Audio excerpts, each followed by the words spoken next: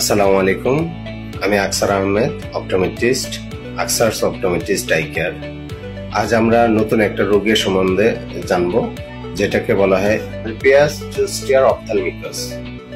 এই রোগটা দেখতে মনে হবে যে কোথাও অ্যাক্সিডেন্ট হয়েছে বা কোনো কিছু আছাড় খাইছে, কোনো কিছু দিয়ে আঘাতের কারণে চোখ ফুলে গেছে বা এরকম জমে গেছে, ইনফেকশন হয়ে গেছে, এরকম মনে হবে। আসলে মূলত তা না।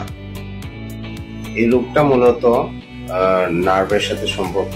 অনেকে ফেজের মধ্যে দেখবেন এখানে এখানে এখানে এদিকে এক ধরনের ইনফেকশন হয়ে কালো হয়ে গেছে, চোখ ফুলে গেছে, চোখ ফুলে একদম মুখ এক সাইড, যে কোনো এক সাইড হবে, দুই সাইড একসাথে হইলে অন্য রোগ।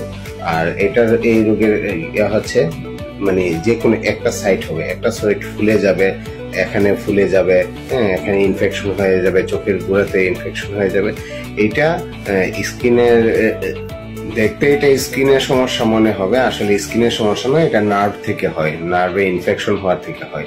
যদি এই ধরনের কোনো সমস্যা আপনারা দেখেন বা এই ধরনের কারো যদি হয়, তাহলে আপনি নিউরো মেডিসিনের ডক্টর বা চোখের ডক্টর, বিশেষ করে চোখের ডক্টরে দেখাইতে পারেন। তাহলে আপনার একটা সমাধান পেয়ে যাবেন ইনশাআল্লাহ।